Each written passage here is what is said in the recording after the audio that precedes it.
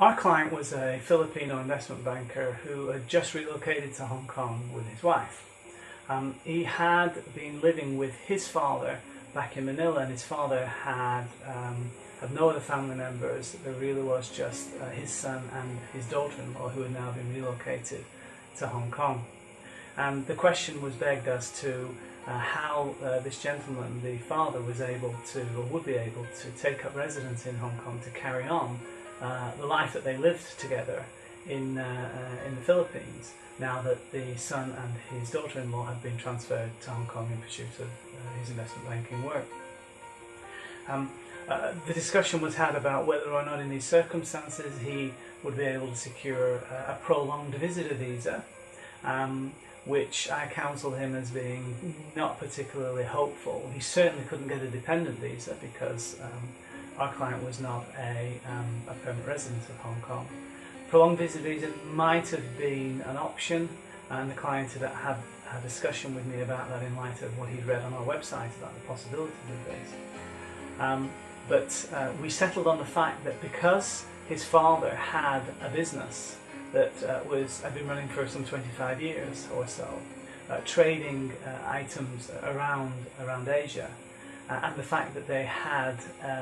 a good business relationship with a Hong Kong supplier that had been in place for about 10 years, and they were doing 3 or 4 transactions a year, I advised the client that in actual fact what might be a suitable solution in these circumstances, given that Filipino nationals only get a 14-day period of stay each time that they arrive, that we could actually apply for a travel pass on the strength of the fact that he did have this business in the Philippines, which was capable of supporting the idea that he could make frequent visits to Hong Kong on a 2-month stay per visit basis under the guise of a travel pass, on the basis that he was going to be able to progress the business with this one particular business relationship that they had in Hong Kong and had, as I said, for some sort of 10 years in standing. So the client went off and had a discussion with their business relationship. They agreed that they would support the application for travel pass through the provision of supporting representations and letter of invitation and these kinds of communications which form part of the travel pass application submission bundle. And the process played itself out through the normal travel pass application procedures. Our client needed to make 3 discrete entries and exits via the airport before he was officially able to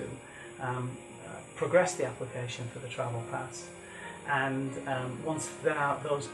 visits had been completed, the travel pass application went in. We submitted a lot of information about the nature of the business in the Philippines, the nature of the business relationship with the Hong Kong party, and in fact during one of his visits in the period before his travel pass was approved, they'd gotten down to some sort of business, and they'd placed a large order with the Hong Kong business that was helping out in this process. And to make a long story very short, the client was able to get his travel pass, which effectively meant that he got a 3-year booklet, a booklet that was valid for 3 years, that allows him to come across the border into Hong Kong with a 2-month period of stay on each visit. And in effect, this was allowing this family to spend the kind of life together they had had in the Philippines previously, now albeit being experienced in Hong Kong. And again, the use of the creative use of the travel pass in this situation really served our clients' interests well and allowed them to achieve what it is that they wanted to achieve, that is to keep the family together, where in normal circumstances the father would have been travelling into Hong Kong as a visitor, getting only a 2-week period of stay on each visit, and every time he presented himself at the border, he ran the risk of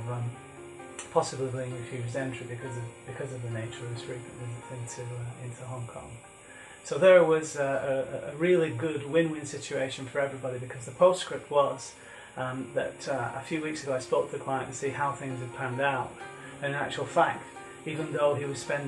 father was spending a great deal of time with his son and his